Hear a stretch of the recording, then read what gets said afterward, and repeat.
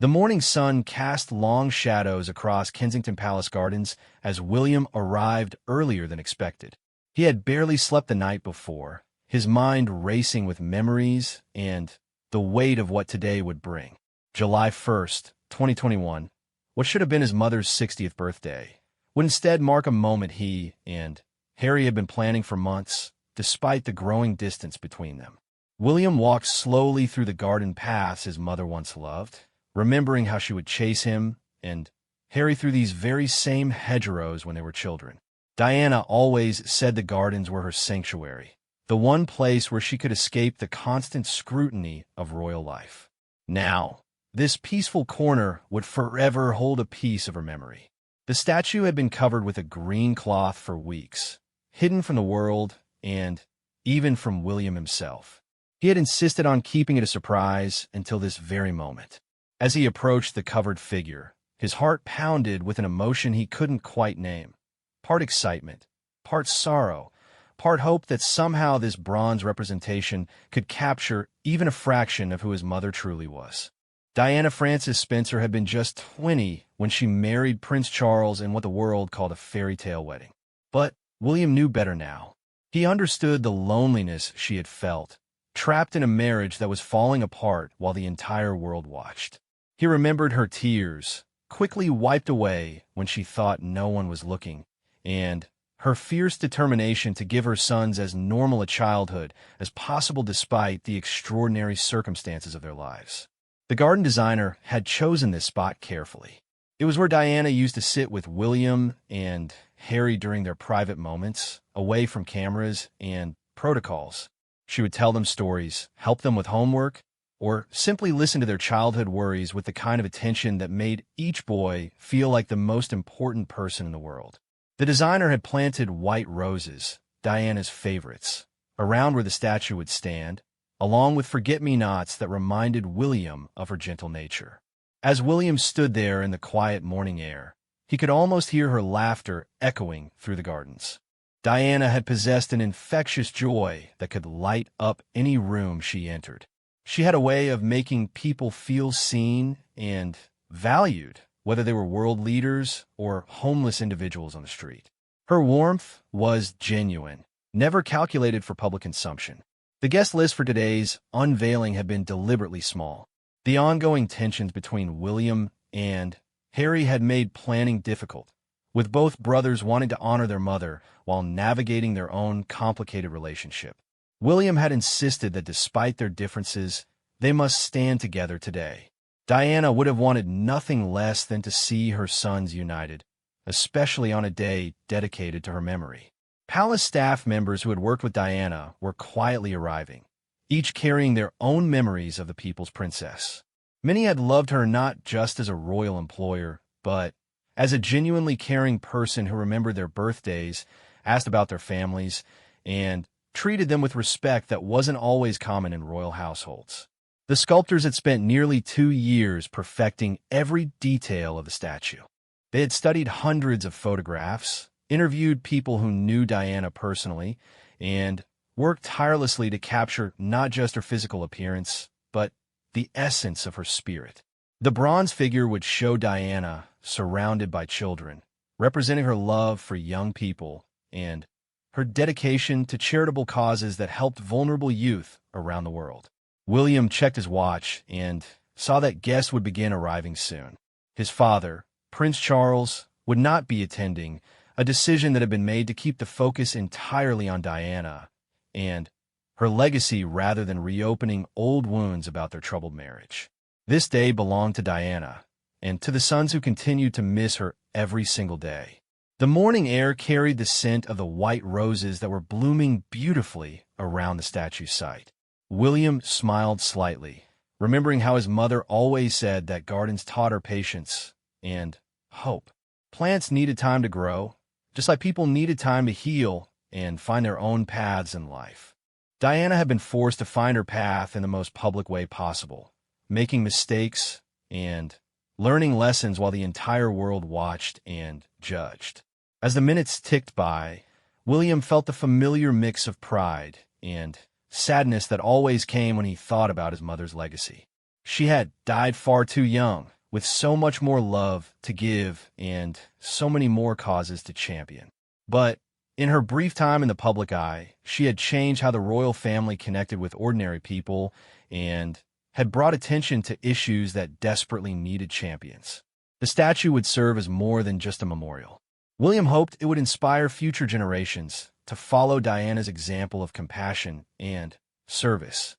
She had shown that true nobility came not from titles or privilege, but from how one treated others, especially those whose society often overlooked or forgotten. Harry's car pulled through the palace gates exactly 10 minutes before the scheduled start time. He had flown in from California specifically for this day, leaving behind his new life with Meghan and their children. The decision to attend had not been easy, given the current state of his relationship with his family, but some things transcended personal conflicts. His mother's memory was one of those things. Stepping out of the car, Harry paused for a moment to steel himself for what lay ahead. The last time he and William had been in the same place for any length of time, their conversation had been strained and formal. Today would require them to put aside their differences, at least publicly, for the sake of honoring Diana. Harry knew his mother would have been deeply saddened by the rift between her sons. William spotted Harry approaching from across the garden and felt a complex surge of emotions. There was relief that his brother had come, sadness about the distance between them, and a desperate hope that perhaps this shared moment might begin to heal some of the wounds that had opened between them over the past few years. They had once been so close, united by their shared loss and their determination to make their mother proud. The brothers met near the covered statue, and for a brief moment, it was as if no time had passed at all. They were simply Diana's sons again, standing in the garden where she had raised them with such love and devotion. Harry's eyes were slightly red, whether from the long flight or from emotion, William couldn't tell. But he recognized the look on his brother's face, the same expression Harry had worn at their mother's funeral when he was just 12 years old. She would have loved this spot, Harry said quietly, looking around at the carefully planned garden setting. His voice carried the slight American accent he had developed during his time in California, but his tone held all the familiar warmth that William remembered from their childhood. William nodded, grateful that they could start with something they both agreed on completely. The gardeners planted everything she loved best. The white roses, the forget-me-nots, even some of the lavender she used to pick with us. He gestured toward the plantings that surrounded the statue area, each chosen with careful consideration for Diana's preferences. Their conversation was interrupted by the arrival of Diana's brother, Earl Spencer, along with her two sisters, Lady Sarah and Lady Jane. The Spencer family had maintained a somewhat complicated relationship with the royal family since Diana's death, but today they came together with a shared purpose. Diana's siblings carried their own grief and their own memories of the sister they had lost when she was still so young and vibrant. Lady Sarah approached her nephews with tears already forming in her eyes. She had been one of the first people to meet Charles, actually introducing him to Diana, and had lived with the complicated feelings that came from that knowledge. But seeing William and Harry together again, preparing to honor their mother, brought back memories of Diana's joy in her sons and her fierce determination to protect them from the pressures of royal life. Earl Spencer shook hands formally with both princes, but his expression softened as he looked at them. Charles Spencer had delivered one of the most memorable and pointed speeches at Diana's funeral, promising that the Spencer family would continue to guard her memory and protect her sons. Now, seeing them as grown men with families of their own, he felt a deep pride in how they had turned out despite the extraordinary challenges they had faced. The small group of invited guests began to gather in a semicircle around the covered statue. Among them were representatives from several of Diana's favorite charities, people who had worked closely with her on causes close to her heart. There was the head of the homeless shelter where Diana had taken William and Harry as children, teaching them that privilege came with responsibility to help others. The director of the landmine charity that Diana had championed was there, remembering her courage in walking through minefields to draw attention to the ongoing crisis. Also present were several members of the palace staff who had served Diana during her years as Princess of Wales. These individuals had seen her at her most vulnerable moments and at her most triumphant ones. They remembered her kindness, her sense of humor, and her genuine concern for their well-being. For them, Diana had never been just a royal figure, but a real person who had treated them with respect and affection. The palace photographer moved quietly around the group, capturing candid moments before the formal unveiling began. These images would become part of the historical record, but more importantly, they would preserve the emotions of this day for William and Harry to look back on in years to come. The photographer had covered many royal events over the years, but few had carried the emotional weight of this intimate gathering. As the formal ceremony was about to begin, William and Harry found themselves standing side by side, just as they had at their mother's funeral 24 years earlier. Then, they had been children clinging to each other for support in the face of unimaginable loss. Now, they were grown men with their own families and responsibilities, but the bond forged by their shared grief remained, even if it had been strained by recent events. The garden fell silent, except for the gentle sound of wind moving through the leaves of the trees Diana had loved. In that moment of quiet, both brothers seemed to be remembering not just their mother's public role, but the private woman who had sung them lullabies, helped them with scraped knees, and fought fiercely to give them as normal a childhood as possible despite their extraordinary circumstances. Harry reached into his jacket pocket and pulled out a small, worn photograph, one of Diana with both her sons taken during a private family vacation. William recognized it immediately as one of their mother's favorites, one she had kept on her desk at Kensington Palace.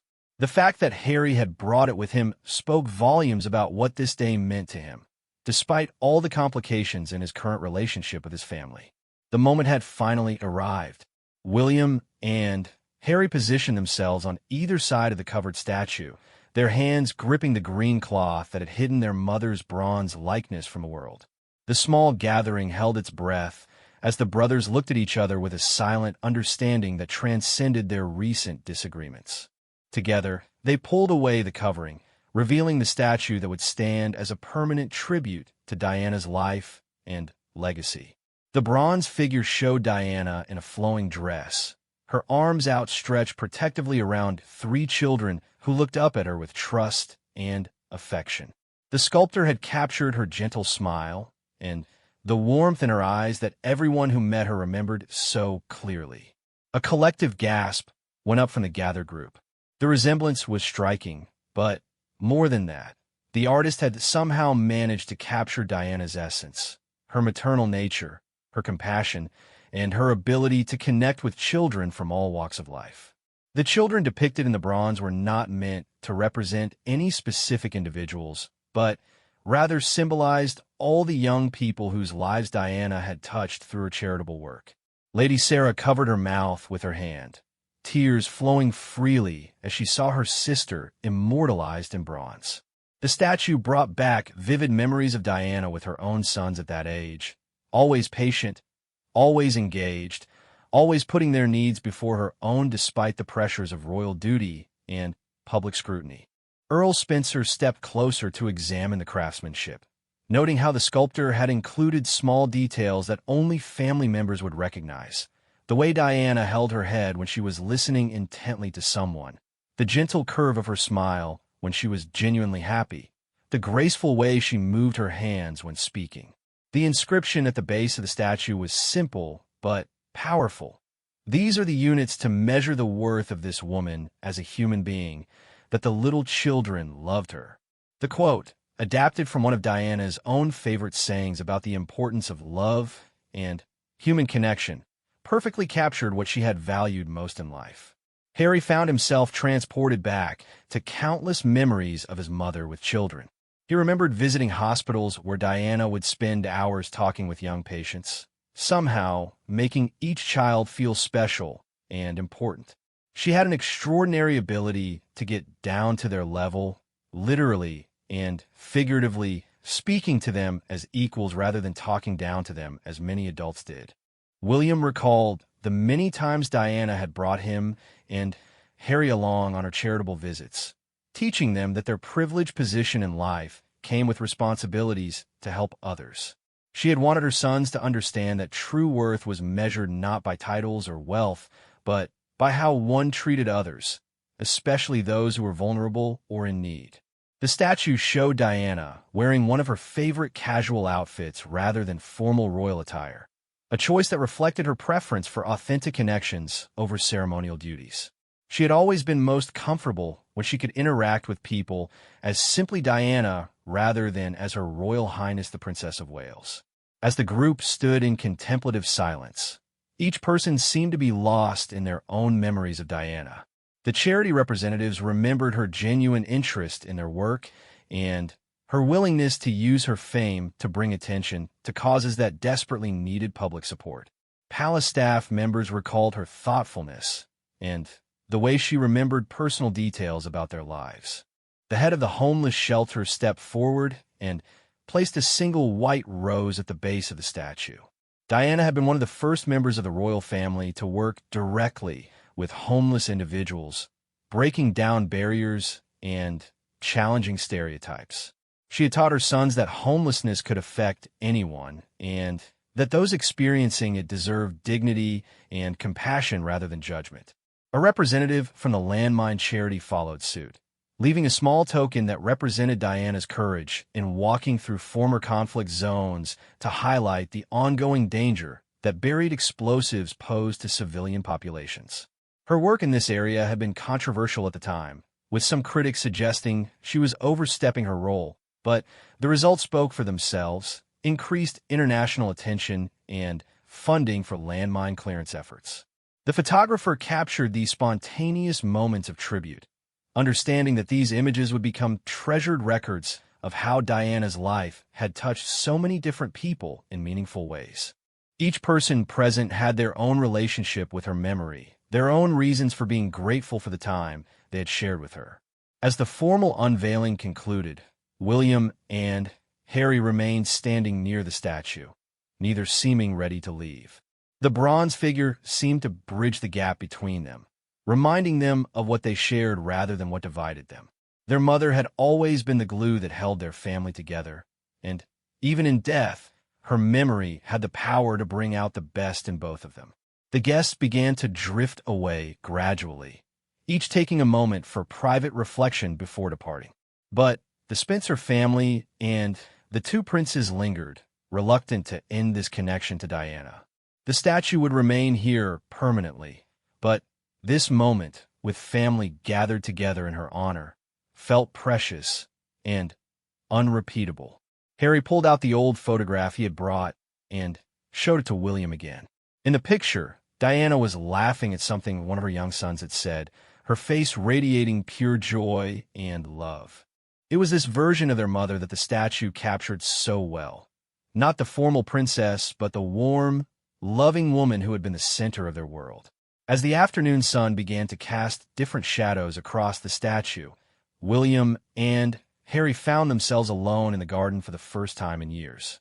The formal ceremony had ended, but neither brother seemed ready to leave this place that held so much meaning for both of them. The bronze figure of their mother seemed to watch over them, a silent reminder of the love that had shaped their earliest years.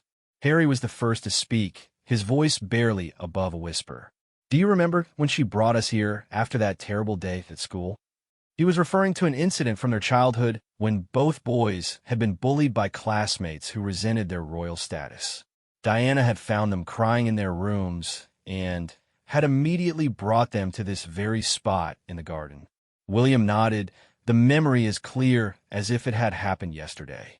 "She sat right there," he said, pointing to a bench near where the statue now stood, and told us that being different wasn't something to be ashamed of.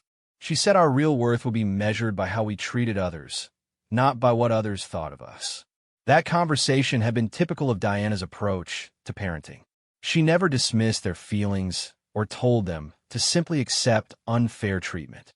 Instead, she helped them understand that while they couldn't control how others behaved, they could choose how to respond. She had taught them that kindness was a choice, and that they had the power to make others feel valued and accepted. She was terrified sometimes, Harry continued, surprising William with his honesty. I could see it in her eyes during those last years. All the media attention, the divorce, the constant criticism. But she never let us see her break down. She always made sure we felt safe and loved. William felt a lump forming in his throat as he remembered those difficult years. Their parents' marriage had been falling apart very publicly, with newspapers dissecting every argument and alleged affair. Diana had struggled to maintain her composure while dealing with her own pain and trying to protect her sons from the worst of the scandal. The brothers stood quietly for several minutes, each lost in their own thoughts about the woman who had shaped them so profoundly. Despite their recent differences, they shared an understanding of their mother that no one else could fully comprehend. They had seen her at her strongest and most vulnerable moments, and they knew the real person behind the public image. She would be so disappointed in us, Harry said finally, addressing the elephant in the room, their strained relationship and the very public nature of their disagreements. All she ever wanted was for us to take care of each other. William felt tears welling up his eyes as he thought about how their mother had always emphasized the importance of family loyalty. Even during the darkest days of her marriage, Diana had stressed to her sons that they must always support each other, no matter what challenges they might face. I miss talking to her, William admitted, his voice thick with emotion. There have been so many times when I wished I could ask her advice. About marriage, about raising children, about balancing duty with personal happiness. She always seemed to know exactly what to say. Harry smiled through his own tears, remembering Diana's gift for offering comfort and wisdom in equal measure. She had possessed an intuitive understanding of human nature that allowed her to see through surface problems to the real issues underneath. Whether dealing with world leaders or her own children, she had an ability to cut through pretense and speak directly to what mattered most. The statue seemed to embody this quality, showing Diana in her most natural role as a nurturer and protector. The children depicted in the bronze looked completely at ease with her, just as her own sons always had. Despite the chaos and controversy that often surrounded Diana's public life, she had created an oasis of stability and love for William and Harry. Do you think we've made her proud? Harry asked, a question that revealed his ongoing struggle with living up to his mother's legacy while forging his own path in life. William considered the question carefully before responding. I think she would be proud of the men we've become, even if she might worry about some of our choices. She always said that as long as we were trying to help others and stay true to our values, she would support us. Diana had indeed been remarkably supportive of her sons' individual personalities and interests, even when they differed from traditional royal expectations. She had encouraged William's love of flying and Harry's military aspirations, recognizing that they needed to find their own ways to serve rather than simply following predetermined paths. The conversation gradually shifted to lighter memories. Diana's terrible singing voice during car trips, her competitive streak during family games, her habit of sneaking them fast food when the palace cooks weren't looking. These everyday moments had been precious to all of them, times when they could just be a normal family rather than public figures under constant scrutiny.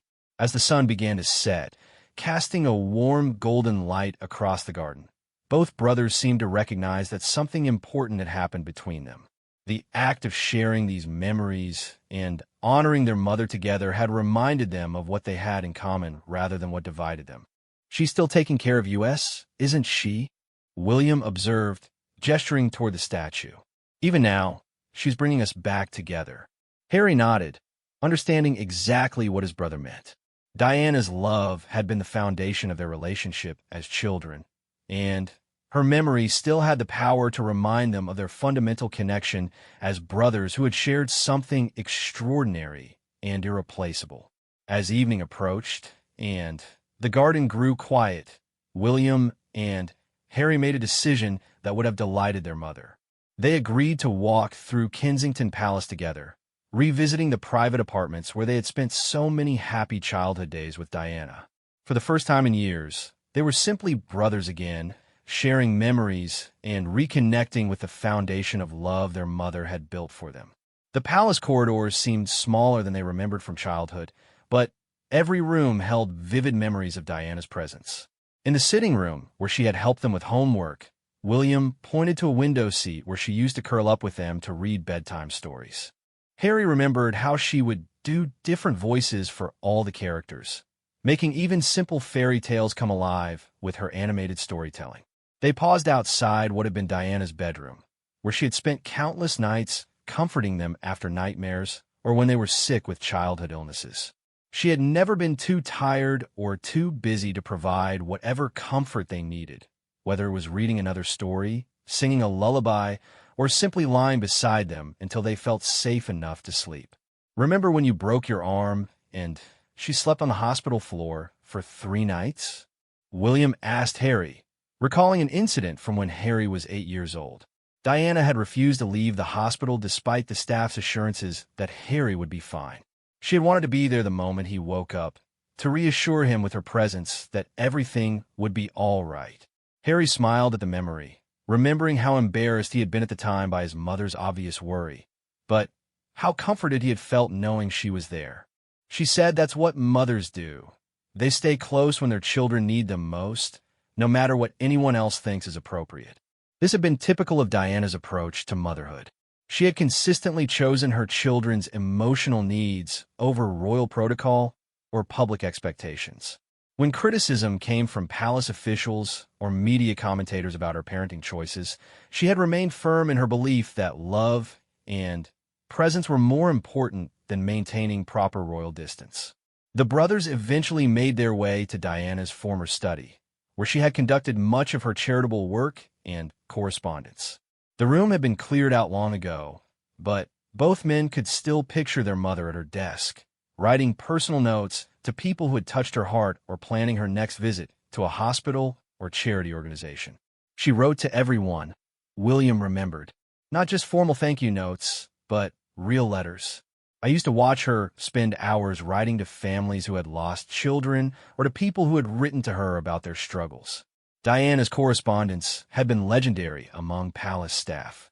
Unlike many royals who relied on secretaries for most communications, Diana had insisted on personally writing to people who had shared their stories with her.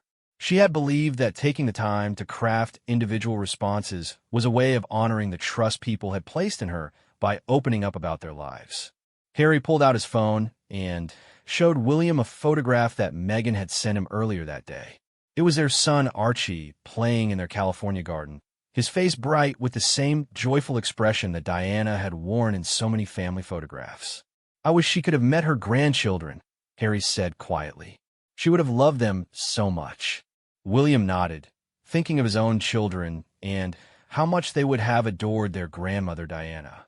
She had possessed a natural ability to connect with children that went far beyond simple kindness. She had genuinely enjoyed their company, finding their honesty and spontaneity refreshing after the carefully controlled interactions that dominated most of her adult life. "But she does know them, in a way," William responded thoughtfully. "Every time we read them, the same stories she read to us. Every time we comfort them the way she comforted us. Every time we teach them to care about others the way she taught us. She's there with all of us." This realization seemed to resonate deeply with both brothers. They had spent years struggling with their mother's physical absence from important moments in their lives, graduations, weddings, the births of their children. But her influence lived on in the values she had instilled in them and the ways they had chosen to raise their own families. As they prepared to leave the palace, William and Harry stood together one last time beside the statue that would forever mark Diana's place in this garden she had loved. The bronze figure seemed to glow in the soft evening light, a permanent reminder of a woman whose brief life had left an indelible mark on everyone who had known her. "Promise me something," Harry said to his brother as they faced the statue together. "Promise that we won't let anything come between us the way it did before." "She wouldn't want that." William clasped his brother's shoulder, feeling the weight of their shared history and their mutual love for the woman who had shaped them both. I promise, we're all she has left in this world. We owe it to her memory to take care of each other. As they walked away from the garden together, both brothers carried with them a renewed sense of connection to their mother and to each other. The statue would remain as a public tribute to Diana's life and work, but more importantly, this day had restored something precious between her two sons. The legacy Diana had left behind was not just measured in the charity she had supported or the people she had helped, but in the love she had given to William and Harry and the value she had taught them about compassion, service, and the importance of family. The bronze statue would weather many seasons in the years to come, but the love it represented would continue to influence generations of Diana's descendants who would grow up hearing stories of the grandmother who had believed that kindness could change the world.